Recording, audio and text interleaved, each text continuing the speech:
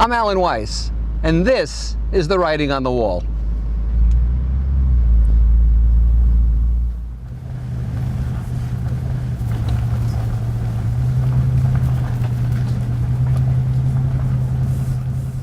Score, goal, yes. Somehow they never say that in chess matches. Have you noticed that? Welcome to Writing on the Wall, episode number 70. I call this Score. I think that we tend to do the same thing with smile sheets. We tend to do the same thing with crazy kind of metrics. We applaud ourselves, we yell yes, give everybody a high five over a smile sheet. I was interviewing a woman for a job once with a training company, and before she said anything, she sat down and dumped a ream of papers in front of me. And I said, "What's this?" She said, "These are my collective scores for my last 7 programs, and you'll find they average a 4.875. Can you imagine? That was her introduction to me. Who cares? I don't even know if that's good, because I don't know what the buyer wanted. Why would they rate me a 4.91? A guy says to me. I said, "Doesn't 4.91 sound good out of 5? Was it a 5? He said, "Oh yeah." But why a 4.91? Why wasn't it a 5? I don't know. Who cares?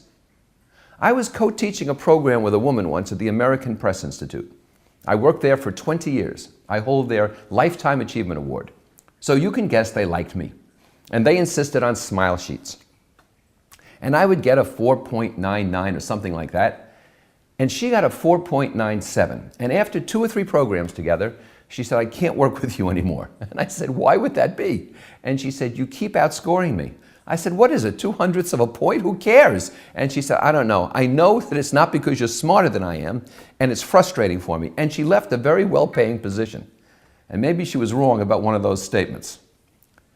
The audience constitute the worst people to ask about your performance. I don't know about you, but I'm often called in to discomfort people, to make them uncomfortable, because that's what the buyer wants. He wants them provoked. He wants them changed. He wants them taken out of a comfort zone. I don't care what the audience thinks with questionnaires about what did you think of the lighting and the food and the mood music. I don't care. I care what the buyer thinks. Are we pleasing the buyer? Those of you who get up to perform, who are on a platform, who are on the stage, who are leading a meeting, who are facilitating, anything remotely like that, don't care about what people think. Care what the buyer thinks. He or she is the only one who's important.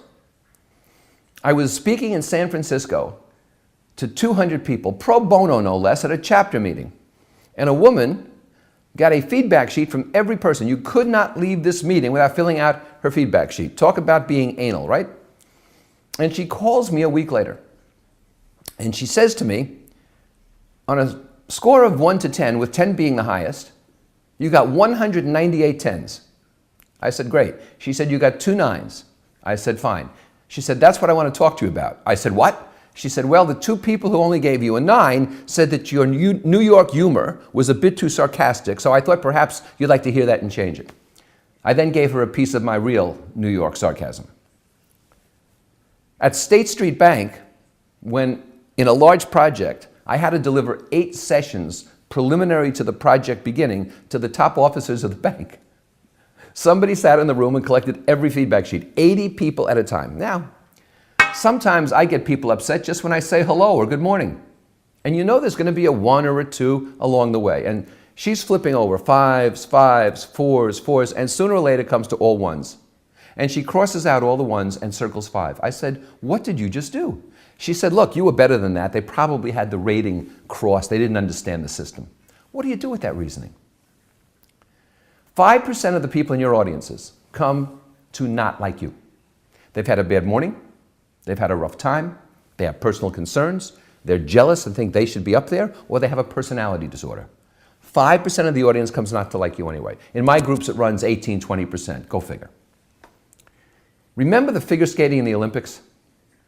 The Canadian judge would have 9.8, and the Fiji judge would have 9.6, and the South African judge would have 9.2, and the Romanian judge would have 3.1. Always. Scores in Romania never went past 3.1. Always, always, always. Don't worry about the metrics. Don't worry about people screaming, "Score." Worry about your buyer, because the buyer is the only person who can rehire you. It's as simple as that. Now, if you agree with me, I'll give you a 9.9. You know why you're not getting a 10. Pawn to rook 4. Your move.